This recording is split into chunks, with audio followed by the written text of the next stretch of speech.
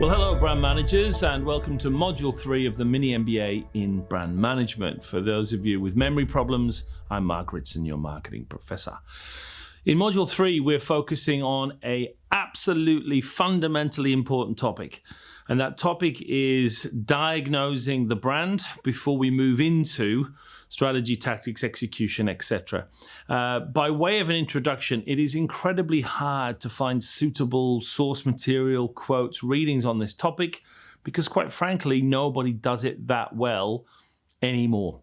And so you'll see as we go through this particular module, I'm kind of going to lead the charge a bit more than normal just because I despair, frankly, at the focus on tactics, which is everywhere, and the almost complete lack of material on diagnosis. So in today's module, we'll look at, first of all, just making the time to do a good brand diagnosis. We'll then move to the 3 different stages within the brand diagnosis challenge. The first one is discovery, working out what you've got. The next is testing and measurement, measuring how strong these things are. And the last one is tracking. Then we'll move to a short topic, but an important one, which is about understanding and respecting the brand that you are now in charge of and the relationship between brand manager and brand, something that needs to be said at this stage in the course, I believe. Then we'll get into the nitty-gritty of practically how do you do this. I want this module not to be a vague introduction to diagnosis. I want this to be a how-to guide. It is essential within this module. You have no questions at all at the end of it about how you would do a brand diagnosis. So I'm going to zoom into the first step, which is just discovering what the associations are and share with you methods and examples for doing that. Then we'll move to the next step, which is building a brand survey so we can measure and test the strength of those associations. We'll look in detail at how you build a proper brand survey. It's an essential part of your evolution as a brand manager. One of the other parts that we'll look at next then is what we call correlation coefficients. They're not a complicated statistical technique, but they're very important to us because they allow us to look at the relationship between different variables in your brand survey, specifically to the perceptions, the brand image, the brand associations, and the stages in the funnel, as we'll see later. Then I'm going to give you a short but important prayer for imperfection, just to give you, I think, an important insight into how inaccurate you can be and still be successful. And finally, right at the end of this module, we're going to start giving you challenges with your wonderful brand moon that you're now in charge of. No surprise, the challenge this module will be to actually buy and analyze some brand data. We'll talk about that at the end. But to set the tone for this module, maybe I can share with you a story from one of my favorite consulting experiences. So if we zoom back about, nearly 15 years, I was working a lot in Paris at the time, and I was working for a luxury goods brand when the news filtered through that the famous dream team, Domenico De Sole and Tom Ford, De Sole the CEO and Ford the creative director, who ran the Gucci group, which obviously owns Gucci, but 9 other really lovely brands, had decided to let these 2 famous executives go, essentially fire them, because they weren't happy with the results coming out of Gucci Group. And that news kind of echoed around Paris while I was there. No one could quite believe that Monsieur Pinault, who owned the company, would make such a bold move. And then a few months later, I again happened to be in Paris. I spent a lot of time in Paris back in those days when the replacement for the dream team was announced. And it was none less than a man called Robert Paulette. And Paulette, at first sight, and then pretty much every sight after that, appeared to be the wrong fit. He was a Dutchman. He had no experience whatsoever in luxury or design. He came from Unilever, from the ice cream division. He didn't speak French or Italian, for that matter. And yet he'd been chosen to run Gucci Group.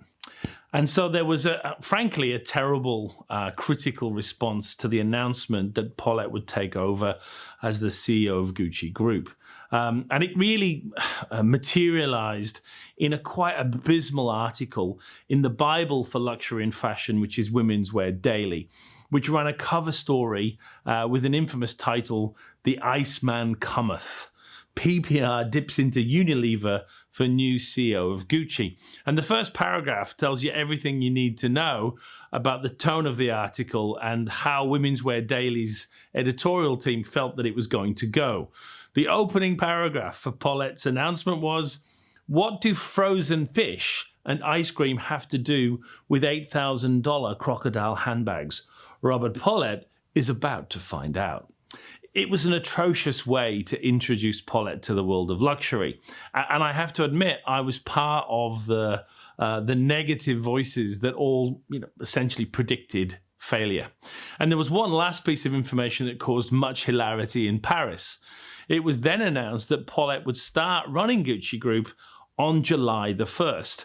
Now, that might not seem odd to many of you, but if you've worked for a Latin company or luxury goods company, you'll know that July 1st is literally the worst time in the year to start working, because around about July 10th, everybody heads off to the beaches of Liguria and Toscana for an unofficial 3-month vacation. And there's literally nobody left in the office. So when the news was announced that Paulette would start his reign on July 1st, there was much hilarity, and I was part of it, talking about, he'll be on his own, literally in the office. Well, it turns out Paulette wasn't so bad a fit after all. And in the 5.5, 6 years that he ran Gucci Group, he doubled revenues and tripled profits. In fact, I think of all the executives I've competed with, I would put him at the very top of the league table of brilliant managers, marketers, and leaders. And of course, everyone underestimated Paulette. And the interesting insight into him, or one of the many insights, and he'll crop up again several times in this course, is that Paulette very specifically wanted to start work on July 1st. He very specifically wanted to join Gucci Group when everyone else was heading off for a 3-month vacation, because it gave him the one thing that he otherwise wouldn't have access to, and that was time. Time to work out what's going on. Time to understand the brands he was now in charge of. Time to look at the numbers, the strategy, the people, to walk around the stores, to visit the different countries, to go to the archives, to understand, to diagnose the brands that he was now running. And that's the key lesson of diagnosis. Even before we get to research methods, find the time to make a good diagnosis. Paulette is, I think, a genius. And one of the many examples of his genius was finding that first vacuum where he could fill that space with time to think and understand and learn about brands. That's the first lesson of diagnosis.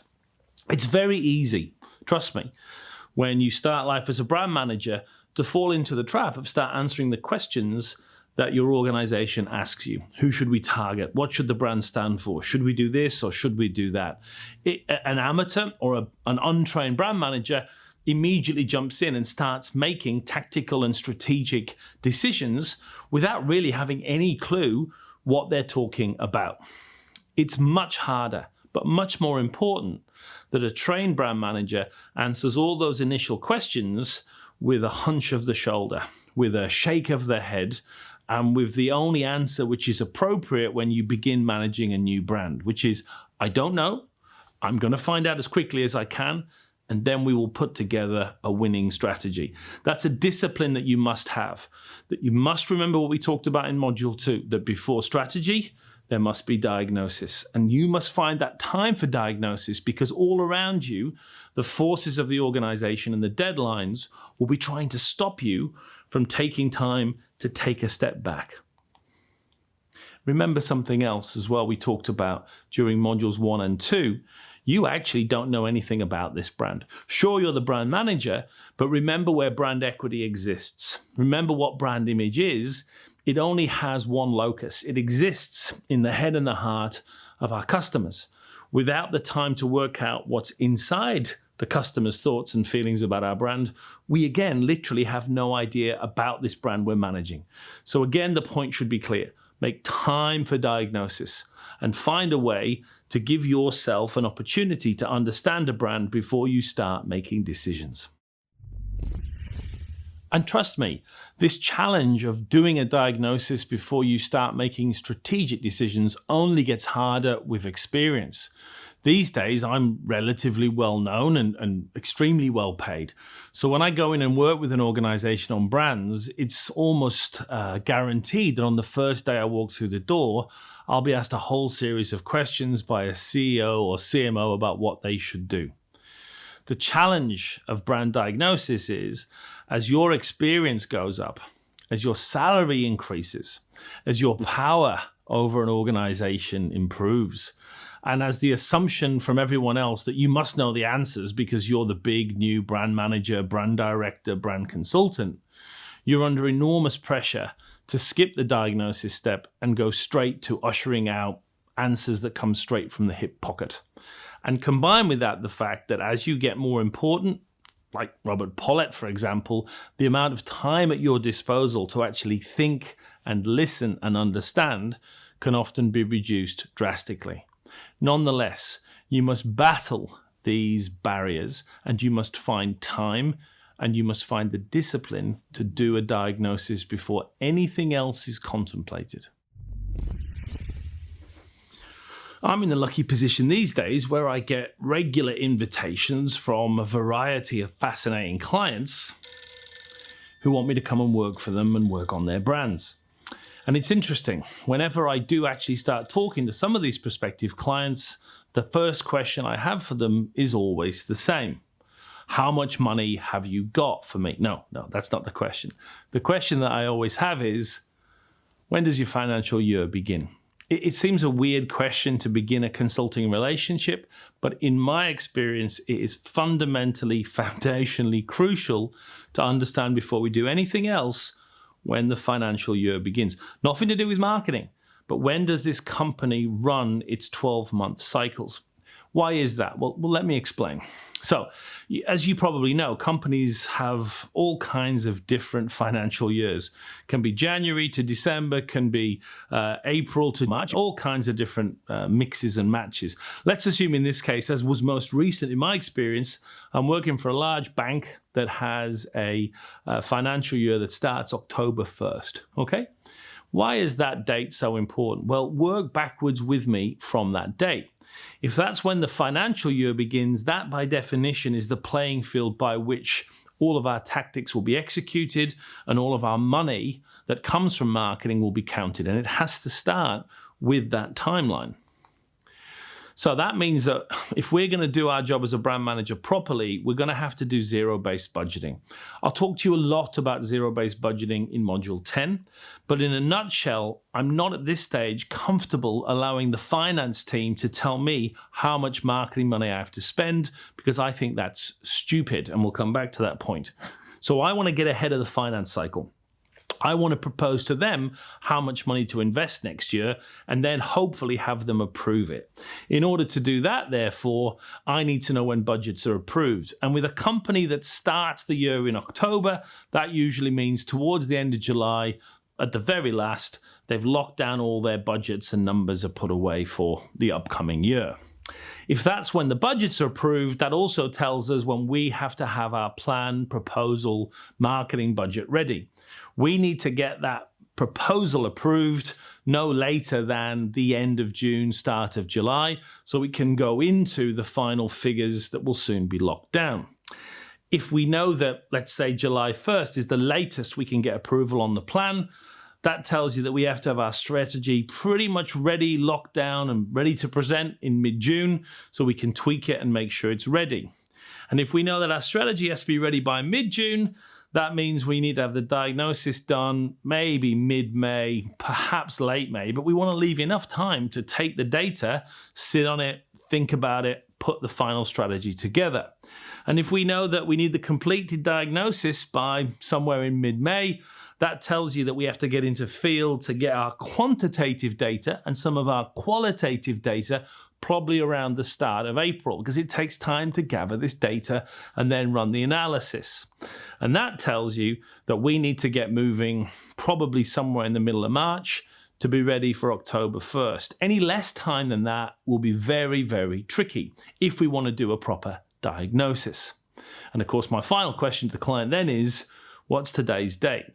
Are you ringing me in January, February, or March, in which case maybe we can do a proper bit of work? But if you're not, and it's June, July, August, September, I'll see you next year. That's how important it is to get a diagnosis done. I will literally pass on a client if there isn't enough time to do a proper bit of diagnosis work before they want all the strategy and tactics done. And again, that 6-month period is probably about the right period of time for the first year of diagnosis, for getting a really good sense of the brand before you have to start properly executing. So I'd always suggest in your heads that you've got that 6-month window in order to get the diagnosis done, strategy and tactics ready for the first execution. Less than that, and you're always going to be rushing, which is a terrible way to start the first year of your brand management. Now, in later years, as we'll see, it gets quicker. But in that first year, try and find 6 months.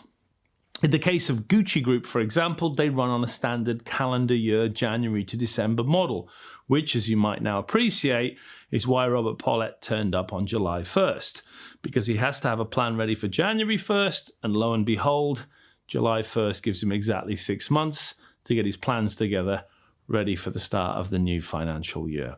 That's the importance of timing, and that's why getting all of this lined up is so important at the start of the process. These days, I'm the parent of a rambunctious toddler by the name of Roxanne. That's her over there, smashing an 8-year-old in the face with a plastic spade. And it means that I hang out at places like this for a considerable proportion of my week. Playgrounds, hanging out with other abysmally boring parents. And one of the things I've noticed in my long, drawn-out hours of standing around playgrounds is just how obsessed parents are with their own progeny. I think my daughter's amazing, but she is, frankly, entirely average. And yet it is clear to me that when I talk to these other parents, they think, almost all of them think, that their child is gifted, beautiful, talented, special. And that's despite the apparent evidence that many of these children are not gifted at all. They're the opposite of what gifted is. And in many cases, are not even that attractive. You know, I've seen parents look and say to me, look at him, isn't he beautiful? And I've had to say to them, no, he's really not. He's really quite below average in terms of attractiveness. What's the point of this? Well, the point is that's how I think most brand managers are about their brands. And my note of caution to you is, as we go into this module and begin to talk about how you do research, remember to be transparent, objective, hard, cynical even, on just how strong your brand might be. It's amazing to me, after only a few months, just like young parents, how brand managers start to believe there's something special in this brand. There's something amazing about it, that it plays a huge role in a consumer's life. This is a very dangerous fallacy. Always remember, brands are little things. They play a tiny role in a consumer's life, even though you spend 8 hours a day working on them. Don't become like an adult parent. Don't start believing there's more to this brand than actually meets the eye. It's a key caveat before we move into the diagnosis section. And hang on. Roxanne, put that down. Put that down. It's supremely easy to start believing, as you spend day after day, month after month, year after year working on your brand, that there's more to this than it just being a toilet paper that does the business for consumers, that there's freedom and elegance and care for the planet all wrapped up in this incredible brand that you manage. That's what happens when you start working on brand strategy and don't anchor yourself first in the world of the consumer. One of the great advantages of diagnosis is you get to see the consumers firsthand. You get to learn about the role that a brand plays in their life, and you get reality, market-oriented reality. This brand you're working on really isn't freedom and care for the environment. It's just toilet paper after all. Diagnosis keeps us straight. All too often, I see examples where a brand manager sits with other marketers and they all fall in love with their organization. They create some artificial, fictional reality in which their brand is incredible, perfect, and entirely unrealistic. That's where all these brand positioning jobs come from, where you find that the brand is positioned on innovation and agility and integrity and all these big words. It's nonsense. And it's what happens when you start from strategy and don't anchor yourself in the world of the consumer and a diagnosis that begins with reality. I like to start every job on brand with a proper diagnosis. I think the answer, the magic of a brand lies within, not with a brand manager imposing new ideas and new concepts for positioning onto the brand, but rather digging into the brand and looking for the potential within. There's a reason this brand has survived this long. There's a reason it's able to hire you to look after it for the next cycle of its life.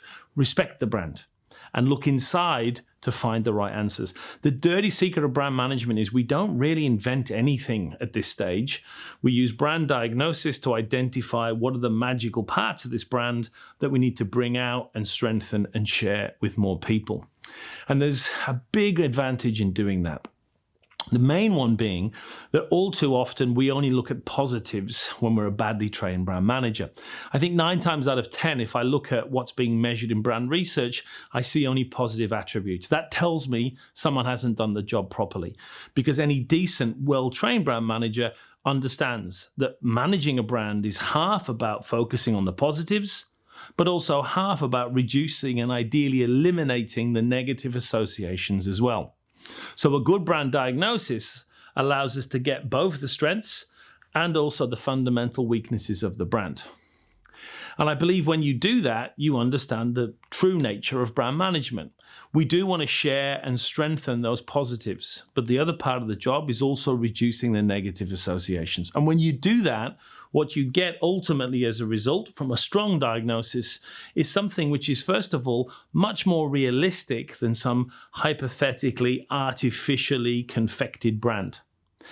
If you have a strong brand in there somewhere, what you're producing when you finish your brand strategy in the form of positioning and execution is going to be more realistic, because fundamentally it came from within. It came from your diagnosis. And something else, I find that when you work on a brand and you do a proper diagnosis, you always find good stuff. Stuff that when it's articulated and used to drive the brand forward is inevitably more attractive than if we create something fictional and try and sell that to consumers. And there's one other advantage to starting the process of brand management with diagnosis. I fundamentally believe that all brands are different. I don't think you can manage a brand without first understanding the specialness from doing a diagnosis. And I'm in a relative minority there. One of the professors I admire most in the world is Professor Jennifer Archer, who's a marketing professor in the United States. She's written some of the great papers on brand management, but Jennifer's been on a quest for 20 years now to prove that every brand is fundamentally constructed from 5 core recurring brand personality traits, and that any brand is essentially a mix of these 5 elements. I think that's wrong. And it's very common to see this kind of approach.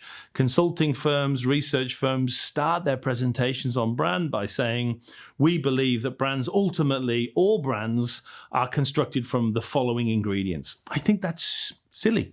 I think each brand is as different as the next. Or to put it in a more simple way, the opposite of a brand, the word brand, the antonym, is generic. Every brand is the opposite of a plural generic thing. Every brand is different. If I write the word brands on a board, I think I'm ultimately communicating to you that I don't understand the construct. Because the only way you can ever think properly about this topic that we're learning about is by erasing the plural S and turning that lowercase b into a capitalized one.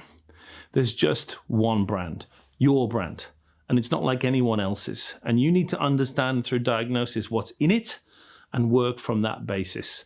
The minute you start assuming there are some general laws or properties, I think we tend to go horribly wrong.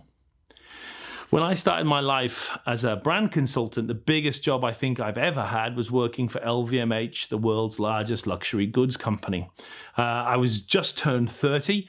I was a junior professor at London Business School, and I was picked to go and work on essentially a portfolio of the world's greatest brands.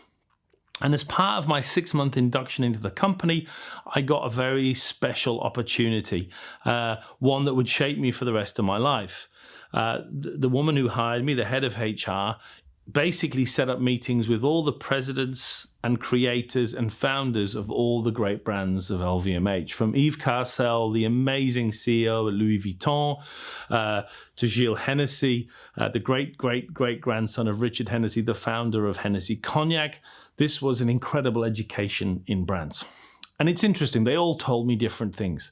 And it was an astonishing training. But the one thing every one of those 25 very famous, very experienced senior people told me in common about brands had exactly the same theme. And the theme was, you think you're here to manage our brands. You're not. These brands were alive before you were born, and they will be around long after you die. The brand is more important than you. Don't think of yourself as doing things to our brands. Instead, see yourself as a custodian. The brand is far more important than you, and what you need to do is respect and understand this brand, look after it for your time period you're involved with it, and ideally leave it in better shape for when the next brand manager comes along. And that was a recurring message I got from all of these great men and women, and it's an important one for us to learn. The reason why diagnosis is so important is because it tells us that the brand is informing our actions. We are servants of the brand, not the other way around. So let's look at what makes for a proper, I would even say a perfect diagnosis. If you had unlimited time and budget and resources, this, in my expert opinion, is a perfect diagnosis. And this is what we'll go through for the rest of this module. I would look in the following places to get an understanding of the brand now under your control. I'd start with location or terroir, where the brand comes from. I'd move to heritage and the archives and the history of the brand. Next, I would look for the founder or founders and understand their place in the world. Then I'd move to any other secondary data of any kind I can get my hands on to help inform my understanding of this brand. Then I'm going to do perhaps some ethnography, or more likely I'm going to do loyalist research. I'm going to find people who love the brand, who buy far too much of the brand, who wouldn't buy anything else, and I'm going to learn from them.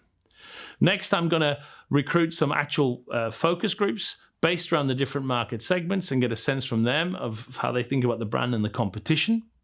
That's going to finally lead to the construction of an elegant but extremely useful quantitative brand survey. I'm going to have one last check, which is just before I launch my plan, I'm going to run some secondary stage groups where I just check everything's in place. And then finally, I'm going to do some brand tracking, which, as we'll see in Module 10, isn't some special methodology. It's just the repetition of that survey again, 12 months later or a cycle later, to see if the brand equity has changed. So that's the perfect diagnosis. I've listed them here in sequence. So as we go through this, if you have the time and resources, I would literally do it in this order. This is how I would recommend you structure it. And you'll note as well here that I'm kind of utilizing two different schools of brand management. I was trained in America by very great American marketing professors, but then I spent most of my first 15 years of actual consulting working for a French company. Both these cultures have taught me much. The Americans are far more empirical. They love their data, particularly their quantitative data, and they like to look forward. Like all Anglo-Saxons, they think the future is about moving forwards. But I learned from the French approach that history, that origin, provenance, understanding where a brand has come from is suitably important to then understand where it's going next. And I almost believe I have two eyes, and you should have two eyes too. One eye is an American eye, it's an empirical eye, and we look at the world through data. But the other eye should be French, and we should look at the world via history, via culture, via origins. And those two countervailing perspectives, I think, produce the best perspective on brand. And one other point to make before we get into the actual methodology part, this list is very long, and I'm assuming this is your first year as a brand manager, or more likely, this is your first year in charge of this big brand that you've been given. Once you've done this first year diagnosis, kind of like Robert Paulette at the Gucci Group, it's never that big again. Because obviously, having done this massive diagnosis, we can then turn our attention to all of the strategy and the tactics and the execution, and then a year later, we can do another diagnosis, but a much smaller one now, because ultimately all the heavy lifting was done in year one, and now we're merely just testing to see if things are moving in the right direction. So don't panic if this first year diagnosis is a big one. It will get easier in years 2, 3, 4, and 5. So let's begin with the first phase of brand diagnosis. It's a phase I call discovery. The goal of these first 5 or 6 methods is to produce for us an understanding of what are the brand associations, what are the things that are in this brand. That will lead us to the second phase, which is the testing and measurement phase. In this phase, now I understand what the associations are. I'm going to measure them, I'm going to correlate them, I'm going to see how they play out, how important they are, how big, how small they are. And then finally, obviously, my final stage in the diagnosis is to remeasure after a certain period to see if things have changed. That tracking stage obviously happens a period later. I'm mentioning it here because it needs to be part of the diagnosis, but we'll cover it in detail way over in Module 10. So for now, let's forget about it. Just remember that at the end of the day, we're going to come back and repeat measurements because we want to see if things have improved or not. Let's begin with the discovery phase. Remember, the goal here is to generate a list of brand associations. These are the positive and negative things that are inside this brand that we need to get to grips with. A side note again here, on top of getting the associations from the discovery phase, we're also going to be looking for things called brand codes. I'll talk to you about codes in a couple of modules' time. It's a very important topic, as you'll see, but this is the stage where we uncover them as well, and we'll talk more about how we use codes in a couple of modules' time. But remember, this is the place where we discover what they are, usually in parts of the discovery phase. So let's start with the first, and in some cases, the most important input into the discovery part of the diagnosis, which is location, or what the French rather fancily and beautifully call terroir.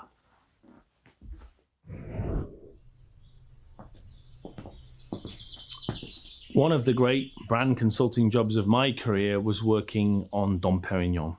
Many years ago, we worked on the brand architecture, the brand positioning, and of course, our work began with an extensive diagnosis using data, but also importantly, using the original location of Dom Pérignon, which is here in Haute-Vière.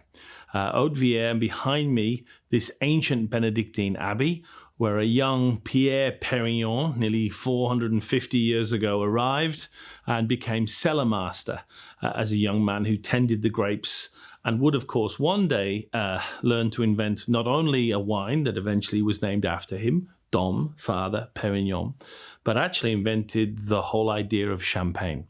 Before Pierre, Champagne was a relatively austere wine region. After Pierre, it became the greatest region of all. And it was all because of this one man and the work that he did in these buildings behind me. So no surprise, when we did the brand strategy work, the first and most important place we went to was Haute-Vière, and the home of the brand, and particularly one special location inside.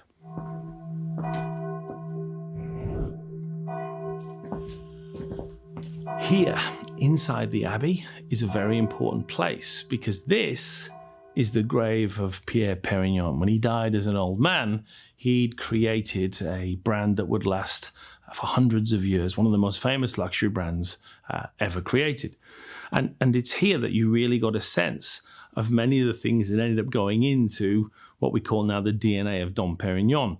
I can't tell you what the DNA is, alas, it's confidential, but it's a feeling of heaviness, of power, of austerity. There's fun there too, but Dom Perignon is a heavy brand, and you feel it in every place around this wonderful abbey. And the point is, this is data when you do brand diagnosis. This is how you begin to get a sense of the brand. You can literally feel it in the stone and the wood and everything around you. Location is data.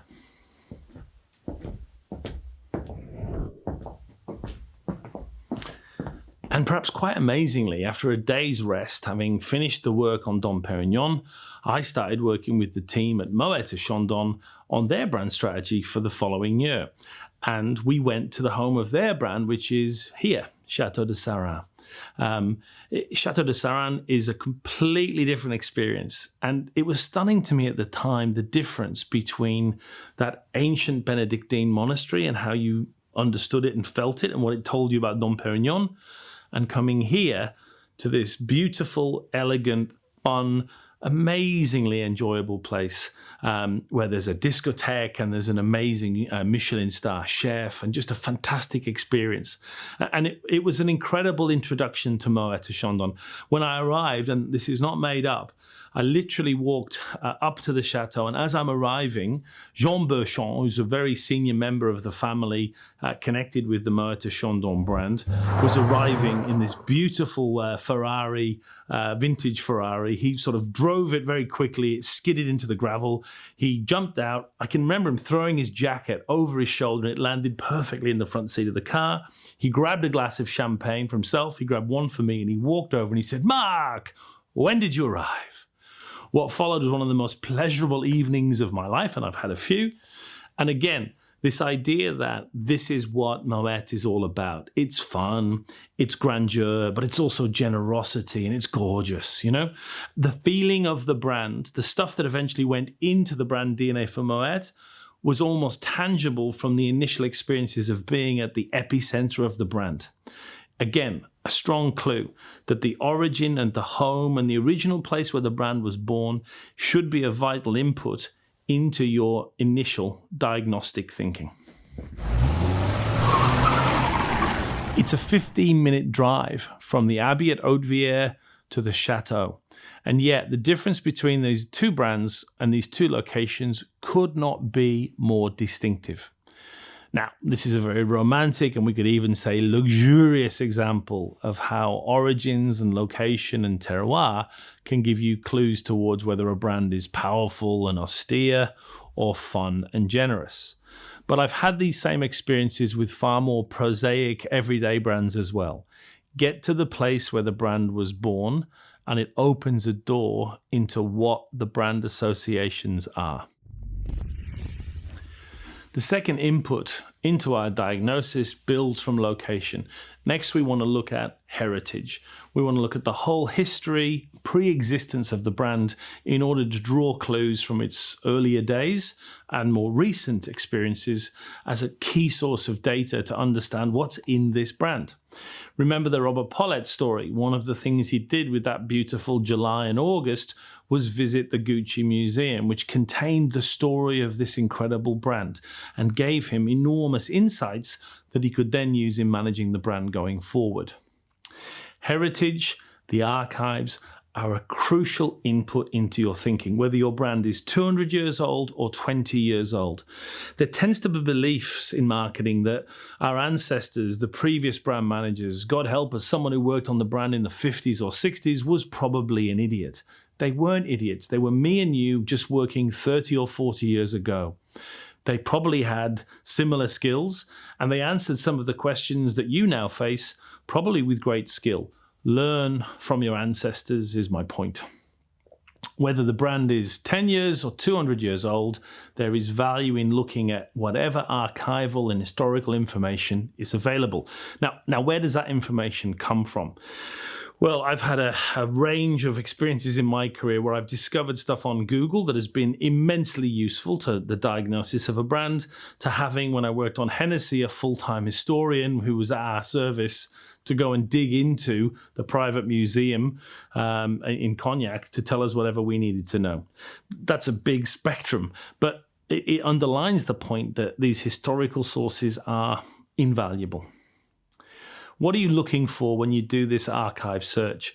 You're certainly looking for all the previous advertisements, all the way back to the beginning. Yeah, you want to see what the carousel of former advertising creative looks like. You're looking for original documents, historical descriptions, internal memos, anything which can prove to be useful to giving you an insight into this brand and what it stands for. Often you'll find long-forgotten tactics that can be resurrected and in many cases made to work very well in the modern day. Great quotes from the past that can be used again to drive forward the current teams. And most importantly, when we search for codes, again, we'll talk about those later, this is a great place to rediscover some of the codes that perhaps have been forgotten for a generation or more. The symbols, the colors, the motifs that were once a central part of the brand that have been forgotten can be brought back to life again. I remember working on Krug champagne and discovering one day in the library there was a book written by the founder of the House of Krug in which he left very clear instructions for how his beautiful wine should be managed after his day. It was like getting, an historical set of instructions from a very forward-thinking, well-organized founder.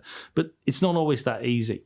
But you're trying to find all the different elements from the past that can guide you into the future.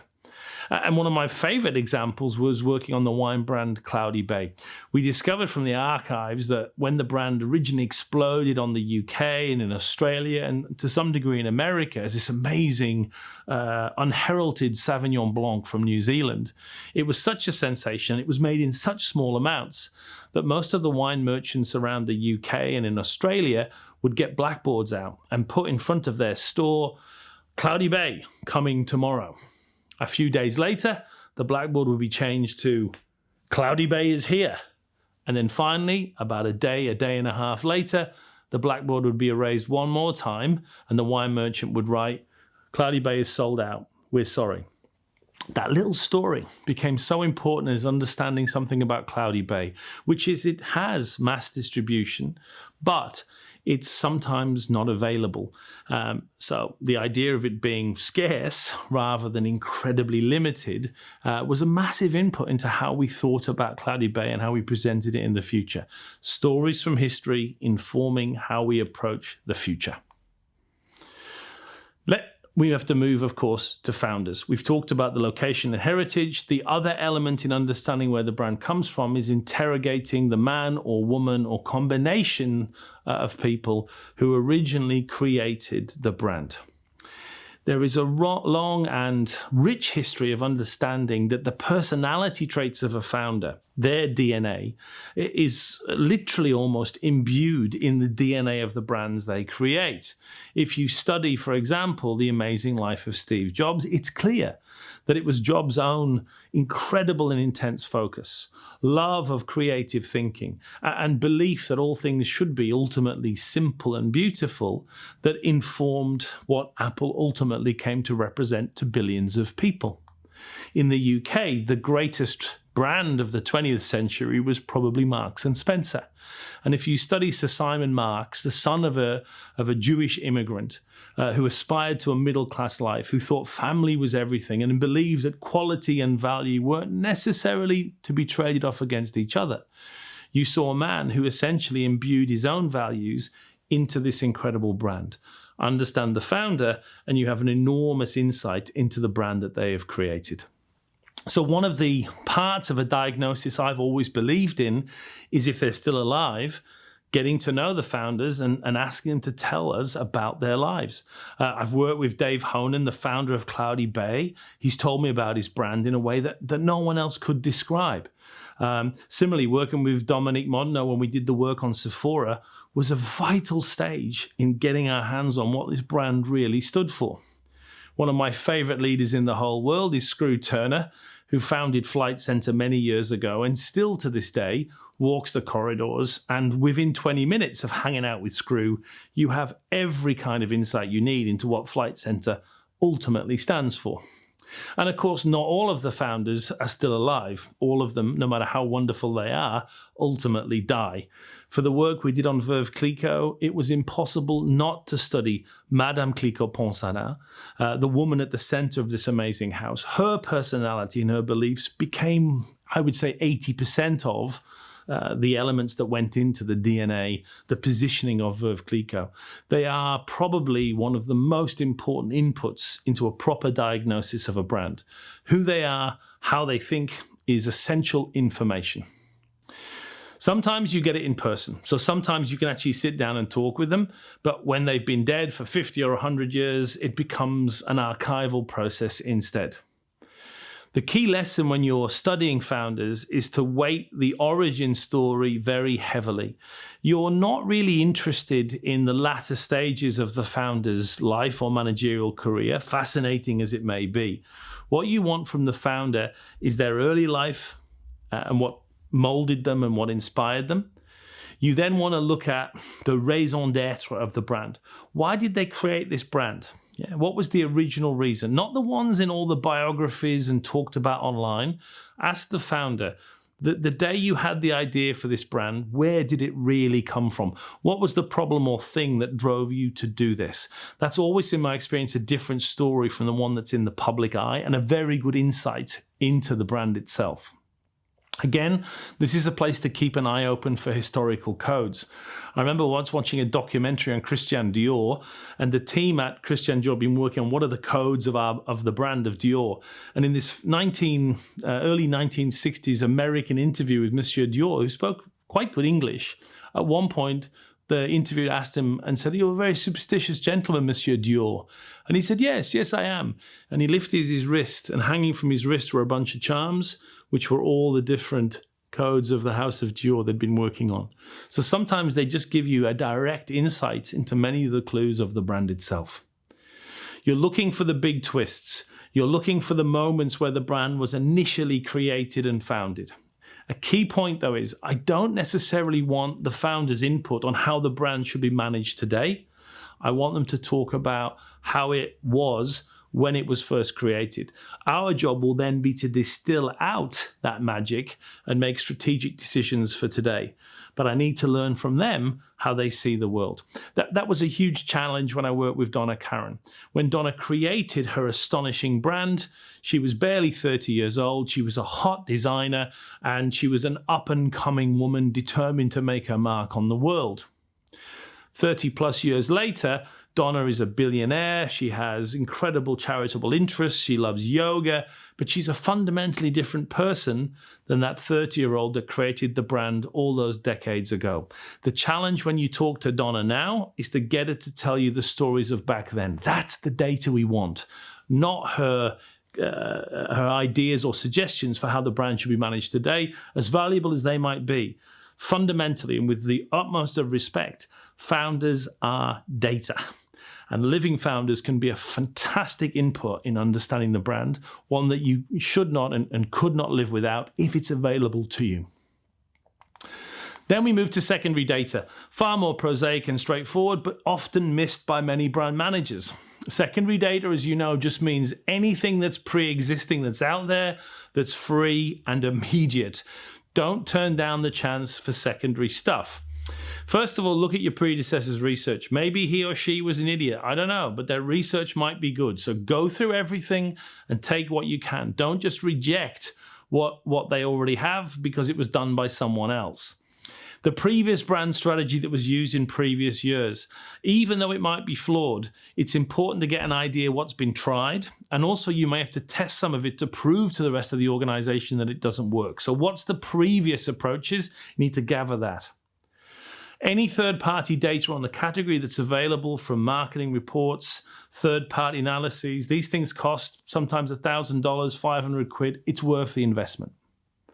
Academic research. Often you can find studies in which the market or the consumer behavior has been studied and published in an accessible way. And I don't mean to be prosaic or consulting here too much, but just a proper Google investment. I don't just mean a token effort. I mean, sit yourself down for 3 or 4 days and force yourself to do a hard Google grind into everything that's been said about your brand and every possible avenue online. There is stuff out there about the brand that you can get your hands on in 3 days that will be invaluable. I've never yet not had a 2 or 3 day heavy Google session not reward a diagnosis. And finally, don't forget to solicit the senior, the junior, the equivalent people in the organization to get their sense of what they think is in this brand. 1, because they might have some very good ideas and suggestions. 2, because politically, you want them to feel as if they have been consulted and you are working in lockstep with them. It's a clever political move, and it may also yield some interesting and important insights. Now we're going to move to a more empirical source of data in the form of loyalist research. Remember, we talked about this back in Module 2, the fact that brands have loyal customers. I don't think they're exclusively loyal, but they do have an enduring and often price-insensitive relationship to the brand. Find these customers. Clearly, they are a great source of sales and profit, but they have an extra role to play when it comes to brand diagnosis. These people are a key source of insight, almost an unrepresentative sample. So we're trying to find the people that literally would pay almost anything for the brand. They love it, they're loyal to it, they advise everyone else to buy it. What you want to do here is sit down with them and essentially ask them in as simple a way as possible, why do you love this brand so much? Of all the sources of data that we're going to go through in this diagnosis, I don't think any is more important. If you can sit down with a bunch of customers that love the brand, forget about the organization, forget what the CEO has told you, forget what the advertising agency thinks. The people that have paid their money and have loved this brand and have chosen it over all others, to sit down with them and say, why do you carry this flame for this brand? What's at the heart of your love for it? And then the hardest thing of all, for you to shut up and listen. This is mainlining brand insight. This is, for me, the magic stuff. And it's rare if you sit down with about 15 or 20 loyal consumers that you don't end up coming out with a completely contradictory view on the brand versus the one you get from the organization. The other advantage of talking to loyalists is they can often also lay out for you what we'll call later in the course the funnel. They'll take you through the stages by which they made their purchase. They'll tell you what the stages are called, and that can also be invaluable, important advice and input. When we did the work on Sephora, for example, we had all this historical data. We had all these wonderfully talented, committed people who've worked for the brand for years telling us what they thought the brand was about. But when you talk to Sephora loyalists, and in America and in France, there are a lot of them who exclusively shop in Sephora, the insights we got for them, particularly about the way the range was both wide and was deep, and was a place where you could learn in a fun way about beauty, were very important in defining what this brand was all about. So never pass the chance to talk to loyalists in a particular way. Now, how do you do that? There's a number of different methods. I can't tell you any of them are better or worse than others. They all have their advantages. They're all classic qualitative tools. Ethnography just means hang out with a customer for the day. So if it's a service, it could be very useful just to literally walk around with a particular loyalist and watch them consuming the product or service and talk to them as they go. One-on-ones are kind of my favorite. You sit down and ask the consumer to tell you why they love the brand, ask for stories, probe, follow up, and in 30 minutes you can get an astonishing insight into what this brand is really all about. Focus groups are useful only because they give you 4 or 5 or 10 viewpoints for the price of one. I think you lose a little bit in the group interaction, but you often gain it back because you're getting, frankly, scale insight in a short amount of time. But my favorite of all of these approaches is probably the oldest, which is projective research. Now, a word on projective, it is almost always done incredibly wrongly by most brand managers. And I'll tell you why. And this happens to me. I'm not making this up, at least once a year. I'll go in and meet a company, and one of the things they'll show me when they show me their brand research is they've done some projective. And what I'm looking at is something like this. And the brand manager will say to me, well, we asked customers whether we were a lion, an elephant, or an octopus. And 82% of customers thought we were a lion. And I say to that marketer, did it ever occur to you that this was an entirely stupid piece of research? What possible use is it knowing that your industrial trucking business is like a lion? How does that help you? And what's happened here is the marketers responsible are fundamentally not getting the point of projective research. It's not a quantitative tool. The fact that 6% of our market think we're an octopus is clearly not a useful insight. Instead, what you're meant to do is say to customers, if we were an animal, what kind of animal would we be? Oh, you think we're an octopus. Why did you select the picture of the octopus? And then you talk to them in an open-ended interview and ask them why they made that choice. The consumer is projecting their feelings and perceptions for the brand onto something, an animal, a car, a person, a job, an image. That thing is not the data. The data comes from the interview you have where you ask them to explain, why did you pick an octopus? Why did you pick a Toyota? Why did you pick Clint Eastwood? And it's a terrific method because people struggle to explain to you how they feel about Starbucks or Apple or Ford or IBM. But the minute they can project it on something else, you wouldn't believe how much easier it gets to get at those brand associations. So remember, the data isn't the octopus. It's the reason why she picked an octopus and her explanation for it. In modern terms, we now use images and photo sheets to do the same thing. And again, that's often the best projective method of all. You supply them with some images online or in paper if you're old like me. They cut them out, they stick them on something, and then you address the 30-minute interview to the consumer explaining why they picked that image of that sheep jumping over that hedge and what it means to them about the brand. Again, the data is not the image sheet. The data is the 30-minute interview where the consumer explains why they picked those images. And in my experience of doing this work, if you can do 20 of those with loyalists, 20 projective interviews, you will get all the insights you need. Why 20, I don't know, but I must have done this more than a dozen times with brands. When I get to about 16, 17, 18 people, we reach data redundancy. They have different images and different stories, but the list of things that they're mentioning doesn't increase. We're getting the same patterns. And those patterns are, of course, the brand associations we're trying to understand. But don't fall too much in love with methodological rigor for this section. I think some of my best insights have come from literally taking a customer to the pub, buying them a pint, or occasionally a cigarette round the back, and saying to them, look, I'm still not getting it. Why do you love this brand? And almost playing a professional idiot in the sense that I'm pretty sure I now know, but I just keep asking to try and wring a little bit more insight out of these people. You'll be amazed at how simple and effective it can be to just sit down with loyal customers, unrepresentatively loyal customers, and ask them, why do you love this company, brand, service so much? For me, again, it's a great source of information. One final methodological input to the discovery phase of brand diagnosis is to do some segment groups right at the end of discovery. It's obviously dangerous just to be looking at loyalists. They have a very skewed perspective on your brand and also on competitors. So as a way of just making sure we're picking up other perspectives, if you have the time and the budget, it's always advisable to then run some focus groups, one per each market segment. It can be dangerous to mix segments in focus groups. They tend to butt heads or dominate. So try and recruit the 2 or 3 segments into 2 or 3 distinct focus groups. Remember to shape the focus group session. And I would always say you should run the focus groups. It's up to you. And by shaping, what I mean is you start broad and you gradually focus in on our brand and our questions. So opening questions might be about their experiences in the category and who they are. We then move to the drivers and motivations and what they're looking for from the category.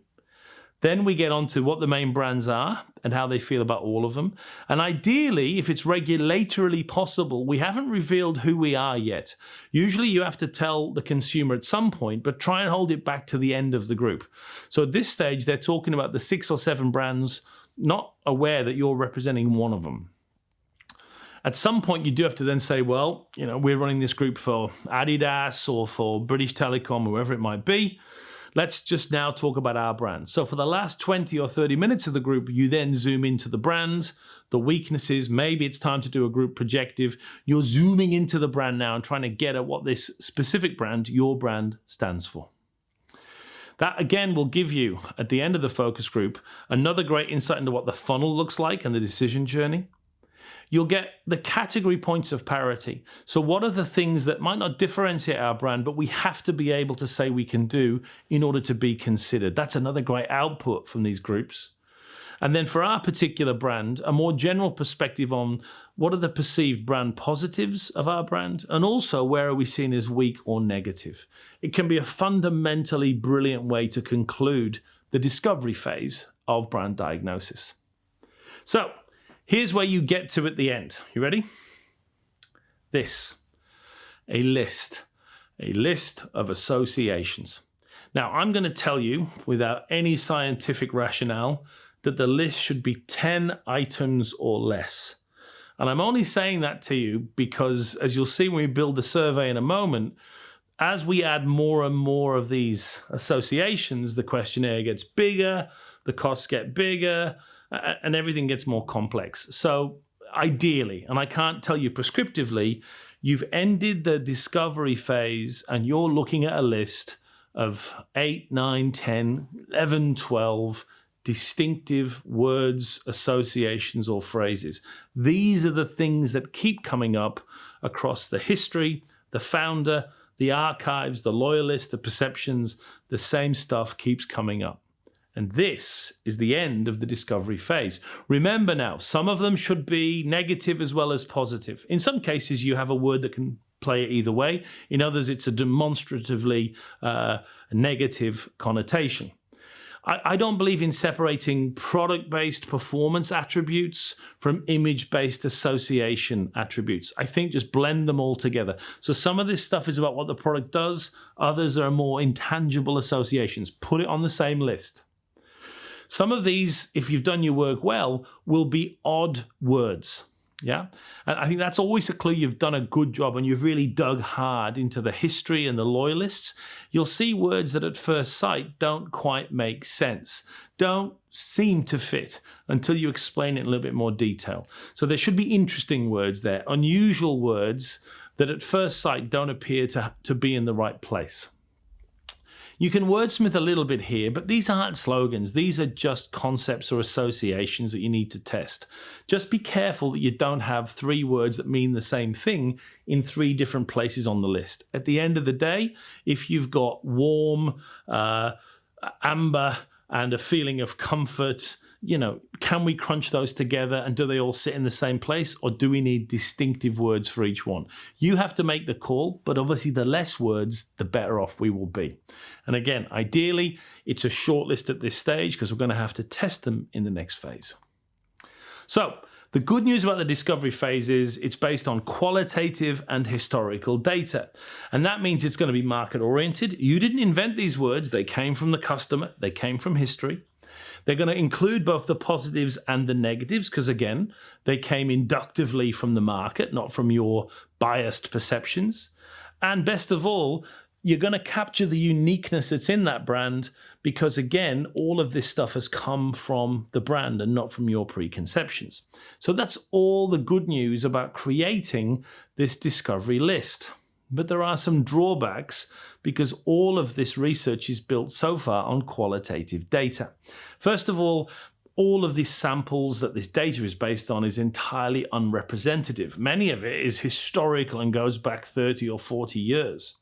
That means it's impossible for us to measure the strength of these things.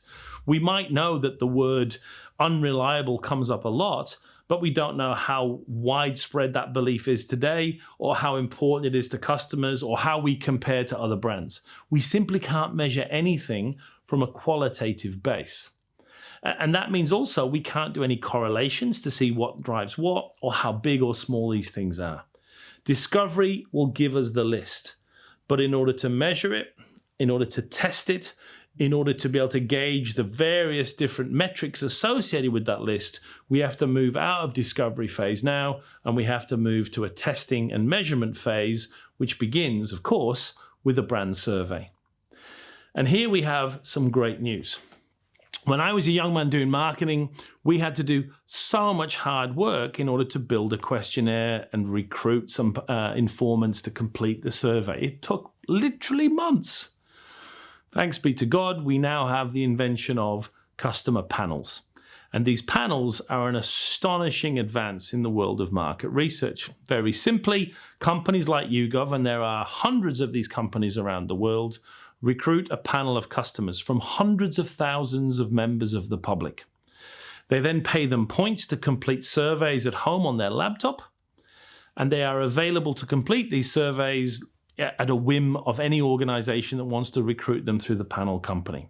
Let's learn a little bit about the YouGov panel, which is a lovely panel, but by no means different from any of the others. And then we'll talk about how we use this panel data to build the perfect brand survey. YouGov is an international market research company with consumer panels all over the world. The YouGov panel has thousands of panelists in the UK, men and women of all ages all over the country. As a member of the YouGov panel, you regularly receive invitations to take part in surveys. You receive the invitation by email, and you can answer the survey when and where it suits you, at home or on the go. The surveys are always anonymous and voluntary, and take on average 5 to 10 minutes to complete. You can be asked your opinion on everything from politics, current social issues, products, companies, to love and relationships. When you complete a survey, you earn points, which you can redeem in our lottery, with thousands of pounds to be won every month, or for £50 when you earn 5,000 points. So if you want to take part in a community where your opinion is heard, then join the YouGov panel today. Sign up on our website. It is easy. We look forward to welcoming you to the panel.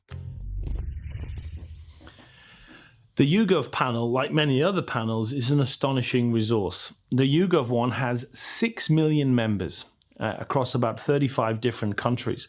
And that essentially means that at the flick of a switch, YouGov can recruit a representative group of them that fit your particular target market and essentially ask them whatever questions you want to ask them, bringing the results back near real time.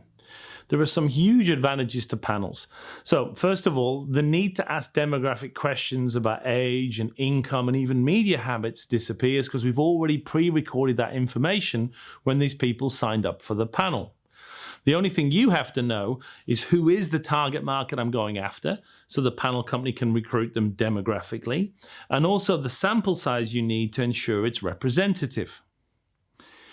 Occasionally, you ask a qualifying question or two in order to make sure that the people aren't just demographically within your target, 18 to 45-year-old males, for example, but also they fit the behavioral requirements.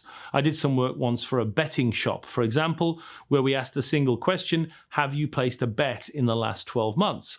If any of the 18 to 45-year-old males said yes, we could then take them into our questionnaire and we were charged for all the questions we therein asked them. The great news as well is you only pay for each question that is completed by your subject, which keeps the cost down, and the panel company will make sure that the data is accurate, and in many cases will offer to analyze it for you as well for a very small fee, reducing the need sometimes for those super expensive market research agencies. And maybe the best thing of all, the speed and time it takes to gather quantitative data is significantly less. These days when I'm working with clients, provided we know what we're doing, from designing the questionnaire to getting the actual charts back can be a matter of 3 to 4 weeks rather than 2 to 3 months, significantly speeding up the time for the diagnosis.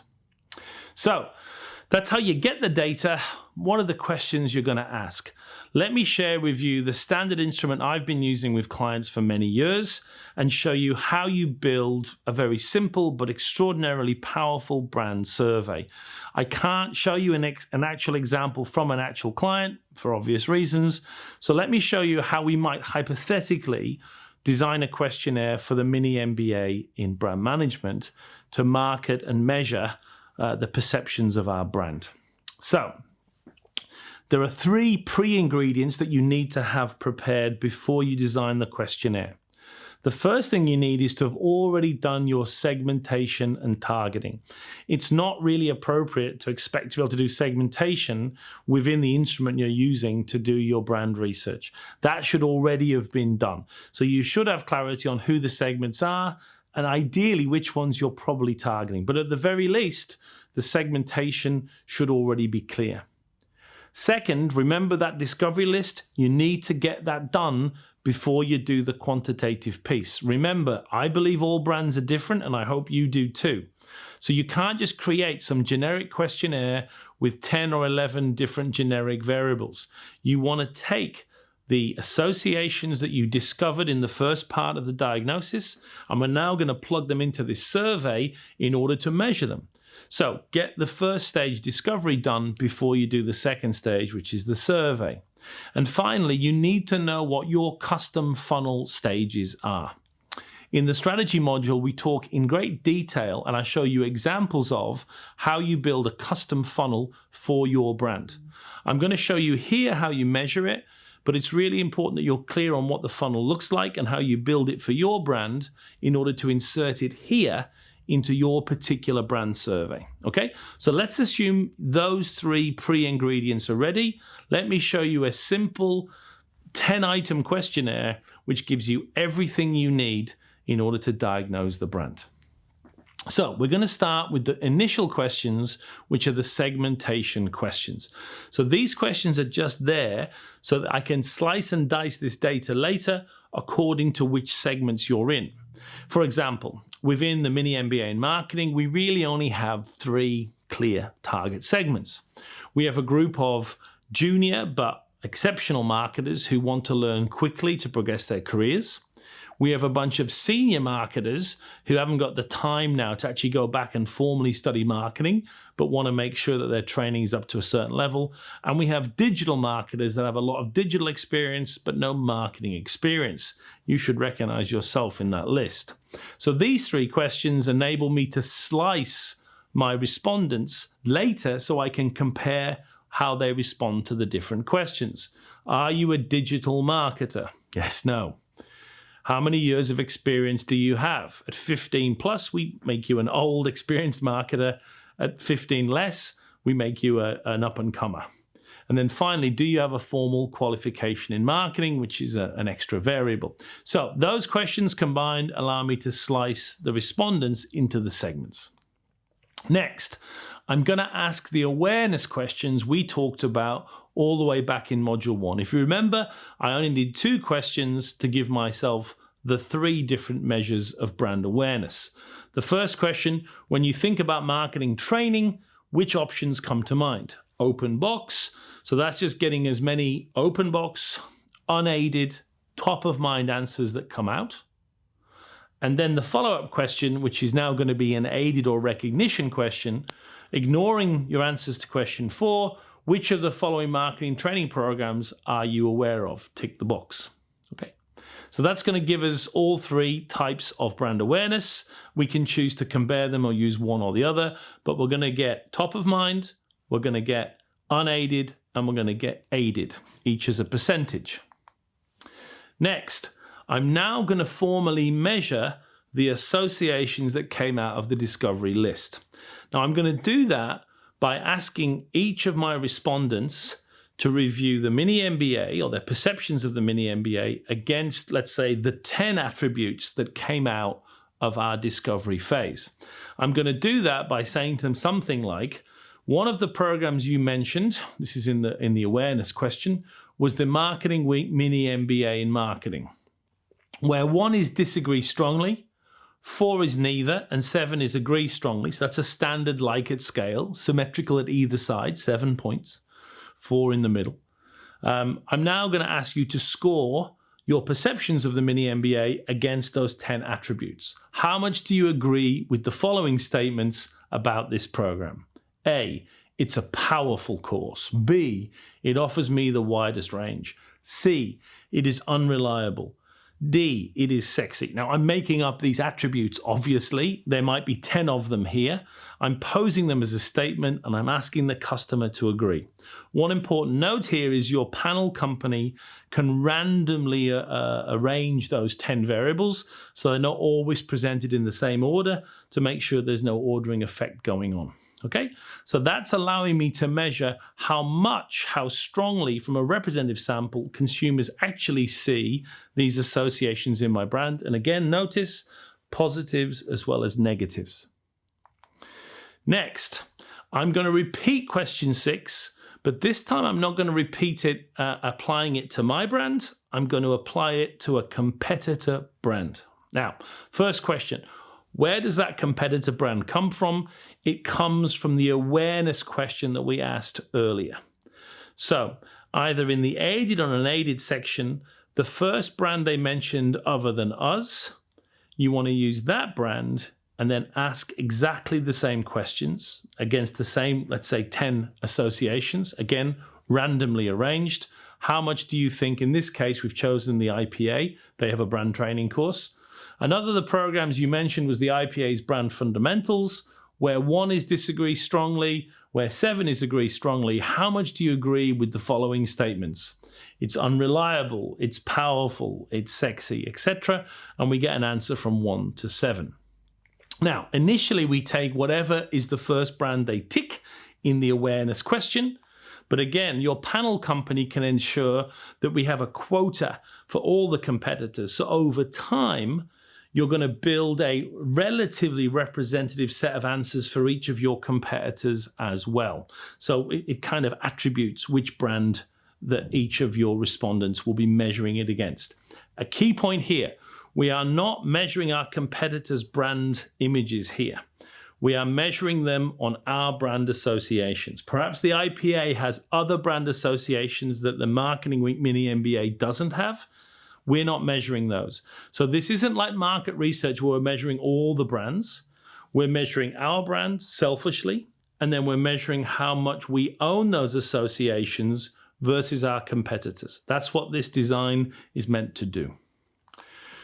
Finally, the last section of the questionnaire is now going to ask for the various different stages in the funnel. If you remember, we've already asked for the awareness questions, but now we have to move from awareness to whatever the other stages in the funnel are. In this case, I've created a very simplistic funnel. Usually there's an extra stage or 2. But let's say in this case for the Mini MBA, we have an awareness stage. We have then gathering some information. Then we have a consideration. I'm thinking about it. And finally, we have, this is the course I would prefer to go on right now. Okay, so a very simple 4-stage model.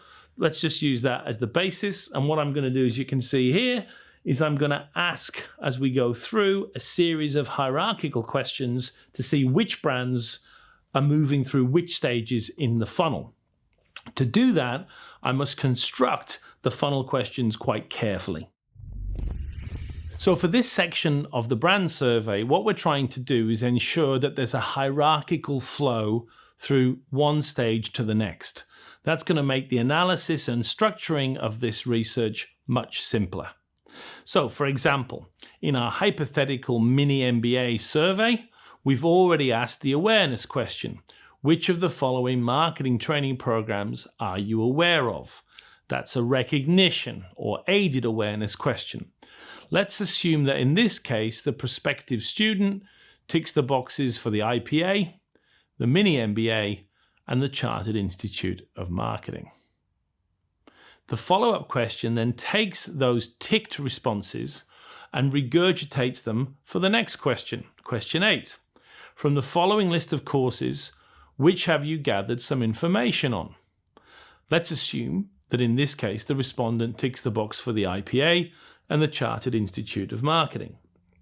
Again, we represent those brands at the next stage of the hierarchical decision flow.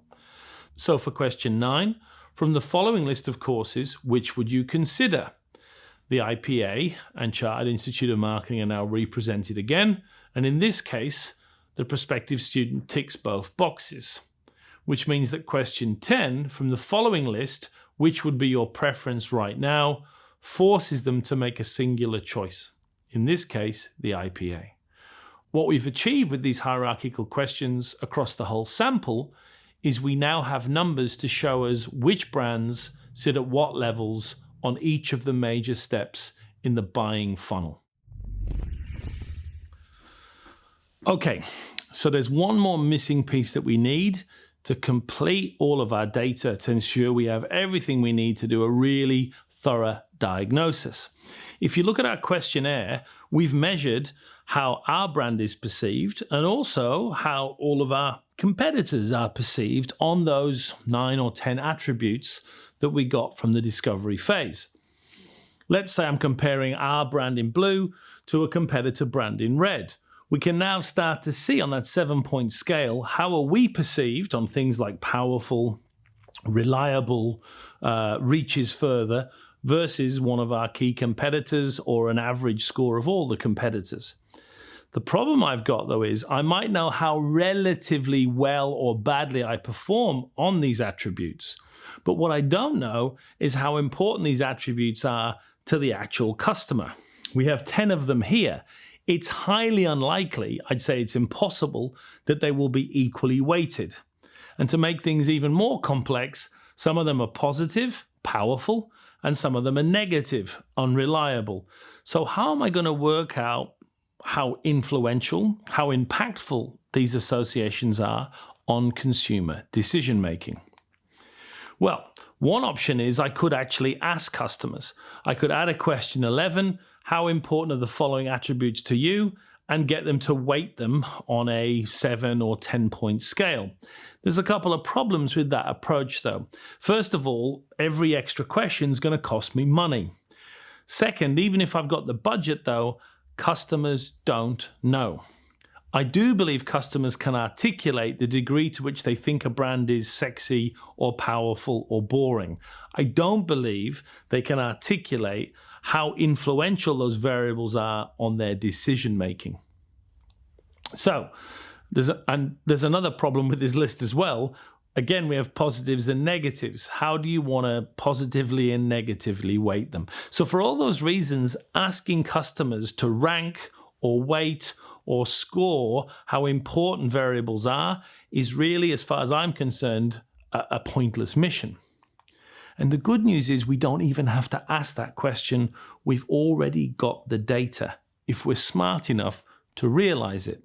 Think back to our existing questionnaire, and you'll see that we've asked 2 very different types of question. In the middle of the questionnaire, we asked our respondents to rate how much they thought our brand and a competitor brand performed on all the different associations. We've got that data. And then further down, we've asked them to rate where the brand sits. Would they consider that brand? Would they prefer that brand? Would they recommend that brand, for example? All we have to do now is correlate the perceptions of the brand with their ability to pass through the funnel in order to be able to work out, without the consumer actually being explicitly aware of it, how important or unimportant these associations are in driving decision making. So, for example, we know from a representative sample of the market how sexy our brand is perceived to be by prospective consumers. The more they think we're sexy, does that increase the likelihood that our brand will be considered or preferred? When we compare someone that thinks us sexy, is the probability that we're preferred higher than someone that thinks we're not? Or, alternatively, we know how the whole market perceives us on the negative attribute of being unclear. The more they think we're unclear, does that reduce the chances of being considered? By looking at the correlations, the relationship between perceived associations and whether or not the market will consider or prefer or buy or recommend us, we can intuit which of the associations are more or less important in driving the customer through the funnel. The way we measure that relationship between an association and whether or not it's driving a stage in the funnel is using a very simple statistical calculation called a correlation coefficient. Let me demonstrate how a correlation coefficient works by using a hypothetical scenario. Let's imagine that I've decided that the exam won't be completed individually, but rather you're going to work through the brand planning and simulation exam part of this module based in a team of 3 people. You are allowed to pick 2 other teammates to form your partnership, and you'll work through everything and get the same grade together. In order to enable you to work out who you might want to work with, I arrange a social gathering where you get to mingle and hang out with all the other mini MBA brand management students. And at the end of that evening, I give each of you a form. And on that form, you write the name of each of the individual members of this class. You give each of them a team-worthy score from 1, I definitely don't want them in my team, to 10, absolutely want them in my team. And also a score on intelligence from 1, I don't think there's anyone home, to 10, extraordinarily intelligent. You fill that out for every single classmate, and every single classmate fills it out on everyone else. We get a huge array of data. And now we're able to look at whether there's a relationship between intelligence, or at least perceived intelligence, and whether someone wants another person to be in their team. As we begin to enter your data, it becomes apparent that people you perceive to be more intelligent, like Jean, are also far more likely to be attractive as a teammate versus people like Brian, who you perceive to be less intelligent and you clearly don't want in your team. As those data points increase, as we enter them from your page of paper and then from all the pages of all the other people on the program, we can then assess a correlation, a relationship that may exist between these 2 scores. In this case, for example, you can see a positive correlation. The more I perceive someone to be intelligent on the y-axis, the more likely they are to be attractive to me on the x-axis. And that red line represents the path or the pattern that exists between all those dots. We see here a positive correlation line. Positive correlations are measured between 0, where there is no relationship between the data, and 1.0, a straight line, totally directional relationship between 2 variables. In the chart above you're looking at here, it looks like a 0.5 correlation. There is something of a correlation between intelligence and team attractiveness, but there's enough deviation from the line to suggest it's not a perfect relationship.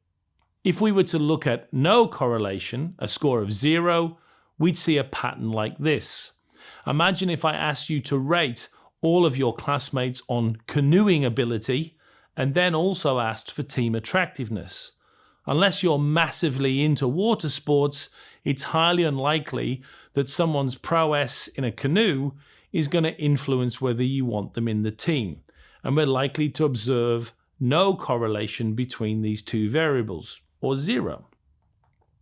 In contrast, a perfect correlation, a 1.0 correlation, would show no deviation from that line. Literally, the more intelligent you think someone is, the more likely you are to be attracted to them joining your team. And the great thing about correlation coefficients is they don't just measure positive relationships between 2 data points. You can also have a negative correlation too. If I asked you to score the classmates on body odor and then also looked at team attractiveness, it would be surprising if there wasn't a negative correlation between the amount of body odor and the likelihood that you're attracted to forming a team with that particular person. Again, this pattern exhibits approximately a minus 0.5 correlation coefficient. There is some relationship, a negative one, between body odor and team attractiveness, but other things are also clearly playing a role. A perfect negative correlation would look something like this. Let's say I asked you to score your teammates on how physically intimidating they are, and then also asked you to rate them on team attractiveness. it's highly likely we would see a perfect minus 1.0 negative correlation. The more you feel they are physically intimidating, the less attractive they're likely to be as teammates. There are, of course, as we always say, outliers, and there's one in the top right corner. So be very clear on correlation coefficients. They're a relatively simple calculation to do. Any panel company or market research organization can quickly calculate them for you. But what they give you is a very clear insight into how important the different brand associations are in driving different stages in the funnel. One final word on these correlation coefficients: we don't deal in the natural sciences. It's unheard of to see a completely positive 1.0 or even 0.9 or 0.8 correlation. In reality, as I like to say to clients, I get aroused at a 0.5 level, meaning once I start seeing a brand association or attribute having a 0.4, 0.5 or 0.6 correlation coefficient, I start to think there's something going on. Here's a good example from an anonymous client of mine in the beauty industry. They wanted to understand what was driving advocacy among customers. And so we ranked all the beauty brands on the various associations you see on the left. And then we also recorded the Net Promoter Score for each of those brands.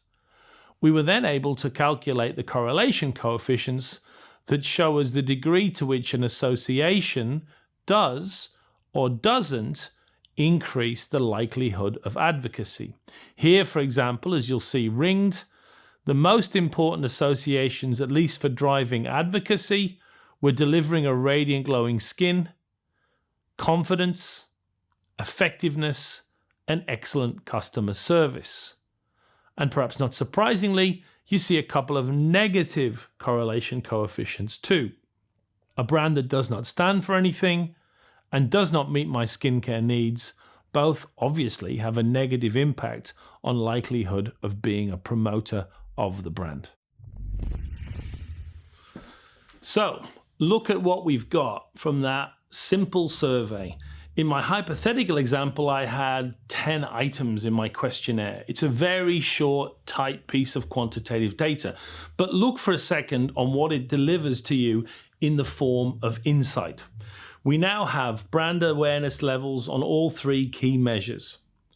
We've measured also not just awareness, but all the other stages in the funnel for both our brand and all the competitor brands.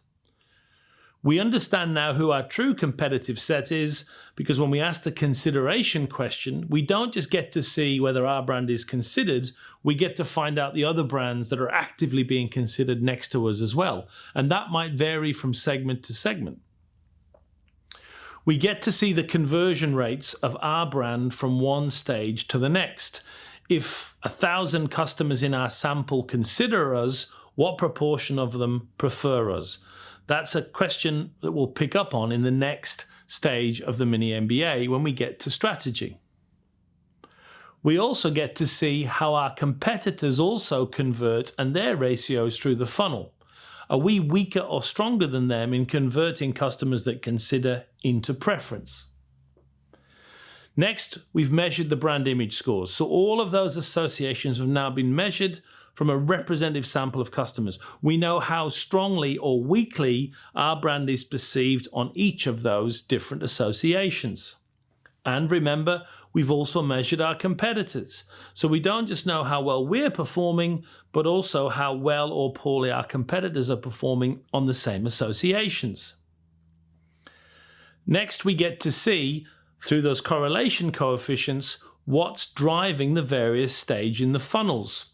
We can find out the degree to which these different associations drive consideration, preference, purchase, advocacy. Whatever we measured in the hierarchical funnel questions can be correlated from the association questions in the same questionnaire. What's driving consideration up or down? And all of this data can now be sliced by the different segments.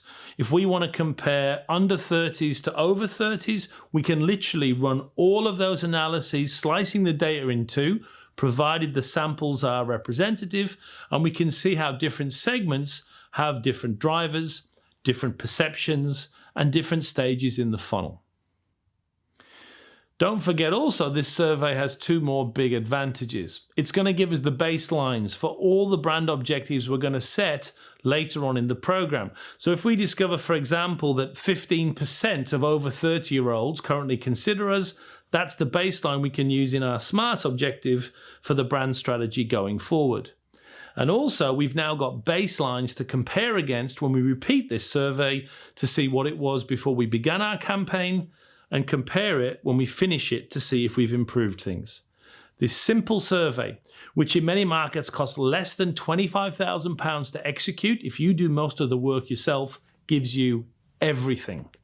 Again, I don't like to go harking on about my own consulting experience, but I've built these for clients time and time again, and they have proven, first of all, to be invaluable, and usually a fraction, often 5 or 10%, of what they'd previously spent on pointless, overcomplicated brand research. This stuff works. One more element to add before we conclude. The testing stage is mostly about getting that brand survey right and making the measurements correct. But I want to add what I would call secondary stage focus groups as a final check on everything. I love these groups and I recommend them to all my clients. Let's assume the survey's done. Let's assume you've built your strategy and you've even got to the point of putting together your tactics. With enough time to go to make changes, for all of the different target segments you're going to go after for the year ahead, recruit a single focus group. Make sure it's populated by 4, 5, or 6 people from that target segment, and use that group for a final stage of testing. Test the strategy and tactics you're thinking of executing. Get yourself a nice big flip chart, position it in the middle of the room, take them through the portrait.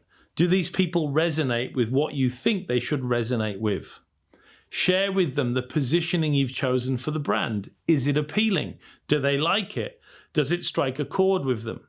And then finally, get the draft tactics out. If you've got storyboards for an ad, if you've got a particular campaign you're planning for Facebook, share the drafts with them and get feedback. It's an invaluable chance for £3,000 or £4,000 to get a final check and always get some value back from the marketplace. So if there's time and money, running these right at the end can just give you that final 20% input into the overall diagnostics of everything. And before we conclude, a prayer for imperfection. I've talked about doing everything. I've talked about a perfect brand diagnosis, and that's because I want to show you everything in this course. But in reality, it doesn't have to be perfect. In fact, perfection does not really exist when it comes to diagnosis. There are too many marketing scientists walking around trying to tell you that marketing is like physics or like biology. It's not. There's no perfect, homogeneous, universal truth. I say that to you because I see so many brand managers who are paralyzed by getting it wrong, so they never do anything.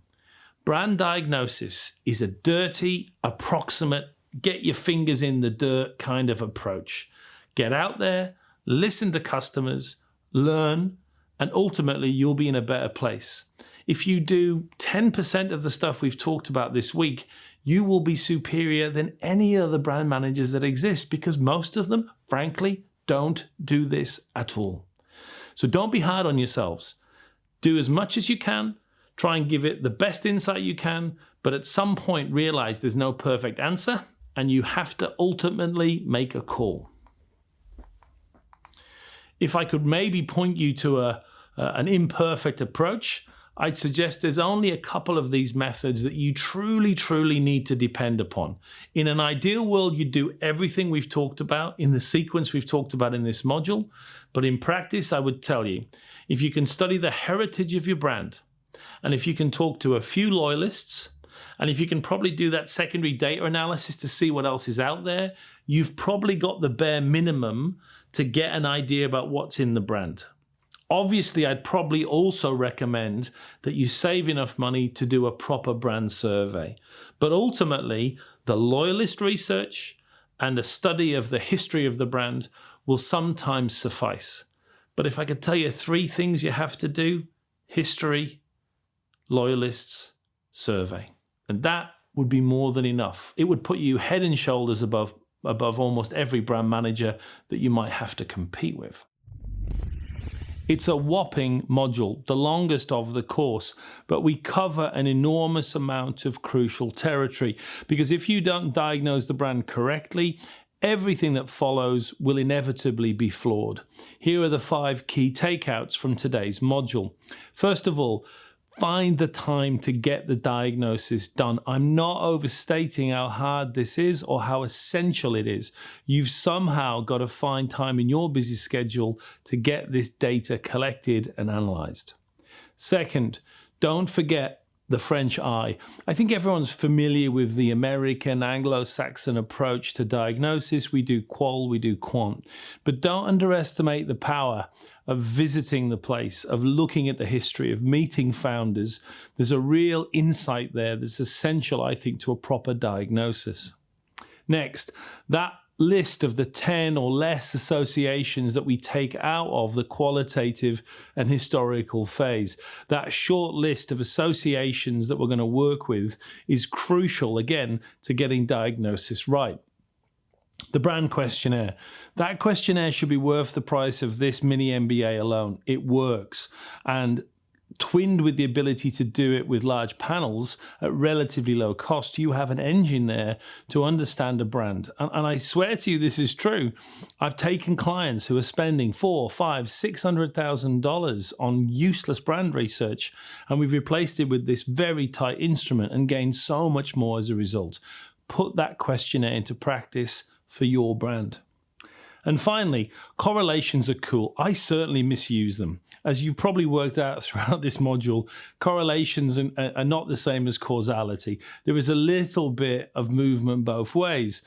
I might think the brand's sexy and it correlates with consideration. But does sexy cause consideration, or does the fact that I consider it now make it seem more sexy? And the answer is a bit of both. But nonetheless, using those correlation coefficients can be a very effective way of getting a sense for what is and isn't important as we make these very clear and very important strategic decisions. So there we have it, the 5 key take-homes from Module 3. Oh, hello there, brand manager. It's moon time. No surprise this week what we'll be doing, given we spent the week talking about diagnosis and research. The challenge for this week is to start buying and analyzing research on the Moon brand. So, as you by now hopefully know, you've been given 2 distinct budgets to manage Moon. The first budget, $500,000, is kind of the pre-budget. You use that money on 2 things. First, to buy the market research to build your plan, and also to hire agencies who will help execute the plan with you. Agencies in the world of Moon cost a little bit of money, around $100,000, to basically sign them up to your cause for the year. So you have to budget from that $500,000 enough research so you can understand what's going on, and have enough money for 1 or 2 good agencies so they can tactically help you later. There's no perfect number there, but try and balance the 2 out. Remember, though, you've also got $3 million. That's your media money to spend on the campaign using the agencies that you've hired towards the end of the course. So all you need in terms of agencies is to be able to recruit 1 or 2. They'll then give you their menu lists, and you can buy those things later. The key challenge this week, though, is to work out how much of your $500,000 you want to spend on research, and I encourage you to start spending it. So how do you choose the research that you want? Well, first of all, the research agency tile is now open. If you click on that tile, you discover a whole heap of different agencies offering you a whole heap of different types of research. Each is described briefly. Try and have a look at everything and then decide what you do and don't want to buy. You certainly don't have enough money to buy everything, so choose carefully. Some advice on what research to buy and not buy. So first of all, use your experience and preference. What do you like in terms of data? There's lots of different stuff. What's the kind of research you like? Use your own experiences to guide your preference. Second, look at the descriptions of each piece of research. They're not perfectly accurate, but they give you a pretty good idea what you're going to be getting for your money. Next, we've just covered all of this in the lecture, right? Think about what I talked about when we talked about the perfect diagnosis. Would you believe it? The lecture actually can help you crack this particular part of the Moon Challenge. And finally, use the famous backwards market research approach.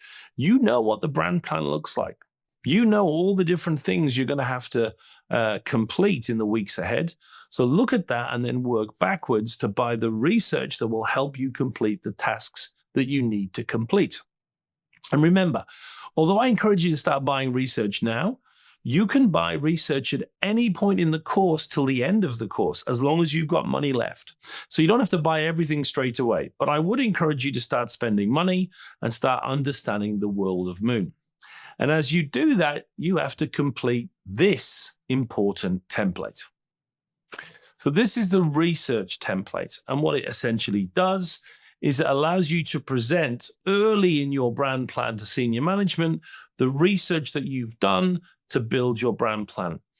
As I mentioned in the module lecture this week, I often find a brand plan is presented in an hour and a half, and many poorly trained brand managers will spend almost all that time just talking about research and insights and never getting anywhere. So this slide is meant to not suddenly deliver enormous amounts of detail and data about the market.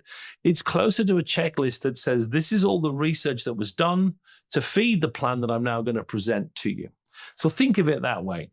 All you have to do to get this one done is basically complete each of the sections. First of all, the type of research that was done. That can be a particular study, or you can fold lots of the research together and give it a kind of basket name. Next, the key insight or insights or rationale for the research, a sentence that explains what you took from the data or why you bought that research. And finally, the amount of money you spent on it, either the single cost for one piece of research, or if you're clustering it together, the combined cost of all those bits of data. Once you complete all of that, you can then total up at the end of your brand plan the amount that you spent on research.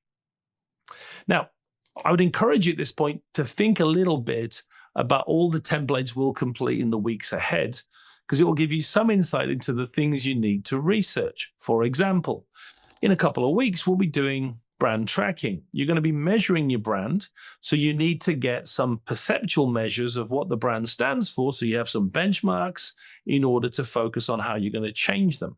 So at some point, we need some quantitative measures of brand attributes, associations, perceptions from whatever report you choose, so we have some brand tracking data. You're also going to have to do targeting next week. And again, you're going to need to do some simple funnel work across the different segments to be able to work out not only which segments you want to target, but which stages you want to go after. So again, you're looking for some decent funnel data by the mass market and by the different segments as well.